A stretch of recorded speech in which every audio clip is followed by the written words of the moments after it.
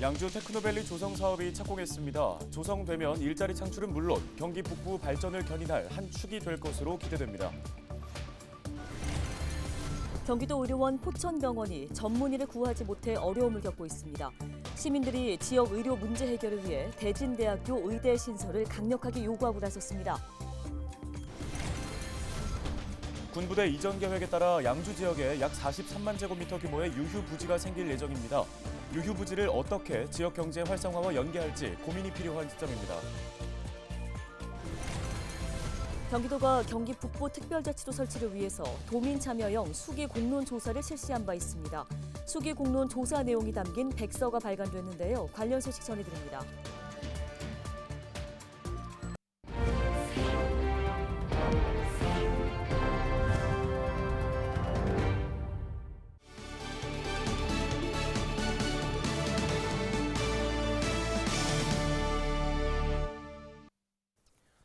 시청자 여러분 안녕하십니까? 헬로티비 뉴스입니다.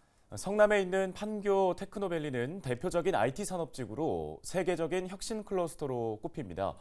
판교의 성공 사례를 경기 북부 지역으로 확대하기 위해서 양주에도 테크노밸리 조성 사업이 추진되고 있는데요. 네, 양주의 테크노밸리가 조성되면 지역의 일자리 창출은 물론 경기 북부 발전을 견인할 수 있는 축이 될 것으로 기대됩니다.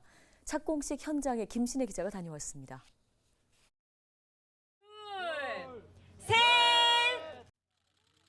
군사시설 규제 등 지역 발전을 가로막던 장애물을 뛰어넘어 첨단 산업의 거점이 되겠다는 포부를 담은 퍼포먼스와 함께 양주 테크노밸리 조성공사가 본격 첫 삽을 떴습니다. 양주 테크노밸리는 마전동 일원 약 21만 제곱미터 면적에 조성될 첨단 산업단지로 판교 테크노밸리의 성공을 경기 북부에 실현시키기 위해 추진됐습니다. 지난해 판교 테크노밸리 매출액은 120조 8천억 원입니다. 경기 북부 개발을 위한 비전을 제시했는데 그 비전에 크나큰 걸음을 양주 테크노밸리로 인해서 떼게 됐습니다. 양주뿐만이 아니라 인근의 포천, 동두천을 포함한 북부 전체의 개발에 중요한 전기가 될 것으로 믿어 심지 않습니다.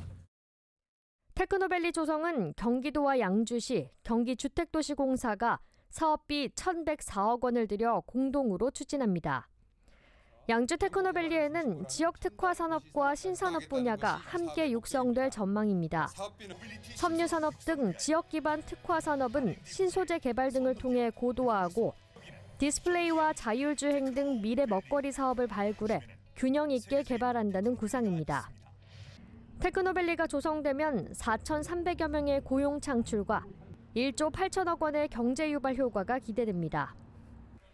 강수현 양주시장은 인근의 역세권 도시개발 사업이 추진되고 있어 시너지를 낼 수 있고 양주 신도시 등 주거지가 가까워 기업이 입지하기에 좋은 조건이라고 강조했습니다. 또 GTX 신호선 덕정역과 지하철 1호선 양주역, 수도권 순환고속도로 등 접근성도 뛰어나다고 설명했습니다. 양주시는 양주 테크노밸리 조성이 성공할 수 있도록 기업 유치에 총력을 기울일 계획입니다. 서울 대협력소를 통해서 그 인적 네트워크를 운영을 하고 마케팅이나 분양, 그리고 인허가 등 단계별 그 TF팀을 구성을 해서 긴밀하게 그 협조 체계를 구축해 나갈 계획입니다. 양주 테크노밸리 입주 기업 모집은 내년부터 시작될 예정입니다. 경기도와 양주시는 부지 조성과 입주 날짜 또한 최대한 당겨 2025년까지 양주 테크노밸리 조성을 마무리한다는 방침입니다. 헬로티비 뉴스 김신혜입니다. 포천시와 포천시의회, 시민들이 대진대학교 의대 유치를 강력하게 요구하고 나섰습니다. 포천시는 도내에서 인구 10만 명당 사망률과 심혈관 질환 사망률이 가장 높은 건강수명 최하위인 지역이라며 의대 유치를 희망하고 있습니다. 현재 운영 중인 포천병원도 재활의학과를 비롯한 일부 진료 과목은 전문의를 구하지 못해 진료가 중단된 것으로 알려졌는데요. 배경현 포천시장은 초고령 사회에 진입한 포천시의 의료 서비스 수요는 앞으로 계속 늘어날 것이며 의료 수급 안정화를 위해서 의대 신설을 더 이상 미룰 수 없는 현실이라고 강조했습니다. 경기도가 지난 4월부터 11월까지 경기 북부 특별자치도 설치를 위해 도민 참여형 수기 공론 조사를 실시한 바 있습니다. 이 수기 공론 조사 내용이 담긴 백서가 발간됐는데요. 이번 조사에는 경기도민 1,541명이 참여했습니다. 경기 북부 특별자치도 설치 필요성을 의제로 한 여론조사와 권역별 토론회, 종합토론회 등이 진행됐습니다.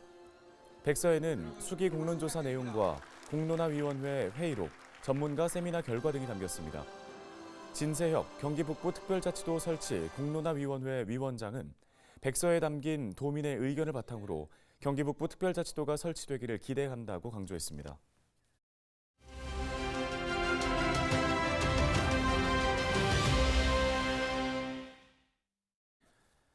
양주시에는 군사시설 보호구역이 있는데요. 군부대 이전 계획에 따라서 유휴부지가 발생할 예정입니다.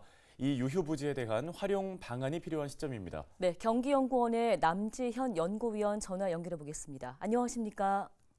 네, 안녕하세요. 경기연구원 공간주거연구실의 남지현 연구위원입니다. 반갑습니다. 지금 양주 내 약 43만 제곱미터가 지금 유휴 군용지로 분류가 됐거나 분류될 전망입니다. 지역 경제에 좀 도움이 될 수 있도록 여러 가지 활용 방안을 고민할 수 있을 텐데요. 투어 루트를 개발하자는 제안을 하셨다고요?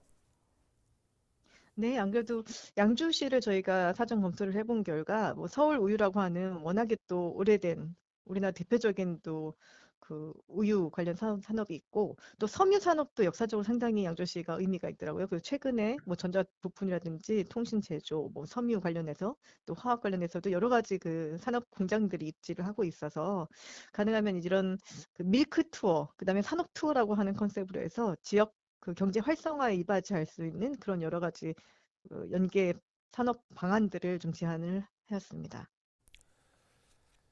네, 제안하신 내용이 현실화되려면 양주시가 유휴 군용지를 좀 확보를 해야 할 텐데 그 방안은 있을까요?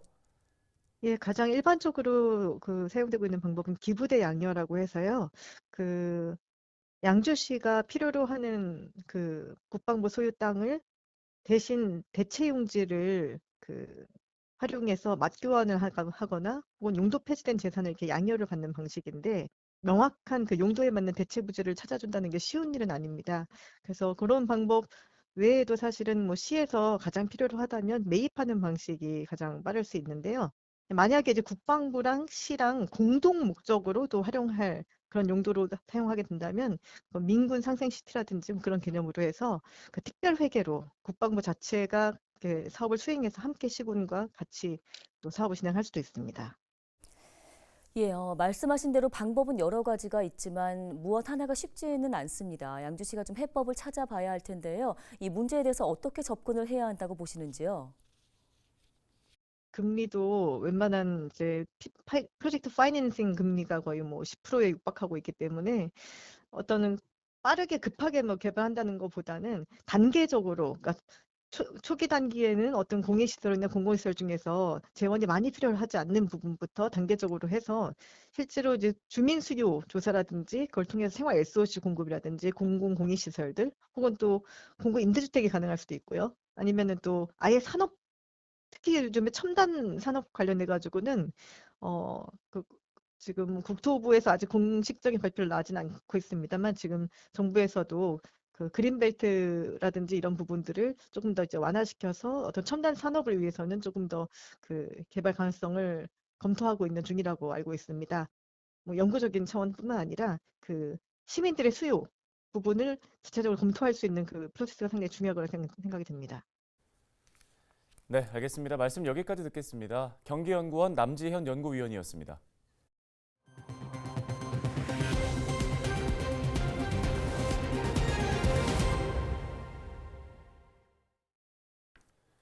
포천시의회가 조례특별심사위원회에서 주민발안조례 1호인 포천시 인문도시 조성 조례안을 발의했습니다. 지난 2022년 1월 첫 시행된 주민조례 발안제도는 주민이 직접 일정 수 이상의 주민들 연서로 조례 제정과 개정, 폐지를 청구할 수 있는 제도입니다. 포천시 인문도시 조성 조례안은 양성근 청구인을 대표로 포천시민 2,500여 명이 참여했습니다. 이 조례안은 포천 시민이 다양한 인문학적 기회를 접하며 창의적인 시민으로 성장해 가치 있고 풍요로운 삶을 영위할 수 있는 인문도시 조성에 기여하겠다는 내용이 포함되어 있습니다. 경기도의회 예산정책위원회가 지역 균형 발전을 위해 중앙정부와 국회에 지방교부세율 인상을 촉구했습니다. 예산정책위원회는 지난 4일 도의회 브리핑룸에서 법정 지방교부세율을 인상하는 내용의 법 개정을 촉구하며 결의대회를 열었습니다. 위원회는 현행 지방교부세율은 내국세 총액의 19.24%로 2006년 이후 제자리를 하면서 매년 단계적으로 높여 24%까지 인상해야 한다고 요구했습니다. 또 소방관 국가직 전원에 따라 현행 45%인 소방안전교부세율을 80%까지 추가 인상할 것을 촉구했습니다. 다음 소식입니다. 롯데자이언츠의 유강남 선수와 봉사단체 마음의 소리가 동두천시에 연탄 2,000장을 기부했습니다. 유강남 선수는 부친의 나눔 활동에 영향을 받아 기부에 참여한 것으로 전해졌는데요. 그동안 동두천 지역의 아동시설에도 꾸준히 후원을 해왔던 것으로 알려졌습니다. 봉사단체인 마음의 소리 역시 지역 소외 이웃들을 위해 생활물품과 연탄 등을 꾸준히 지원해 오고 있습니다. 동두천 시장배 e스포츠 대회가 오는 16일 동양대학교 동두천 캠퍼스에서 열립니다. 이번 대회는 전국 아마추어 게이머를 대상으로 개인전과 단체전 총 2개 종목으로 진행되는데요. 개인전 종목은 FC 온라인, 단체전 종목은 리그 오브 레전드로 17세 이상의 아마추어 게이머라면 누구나 참여할 수 있습니다. 참가자 모집 마감은 오는 10일까지입니다. 온라인 예선전을 통해서 본선 진출자를 가리게 됩니다.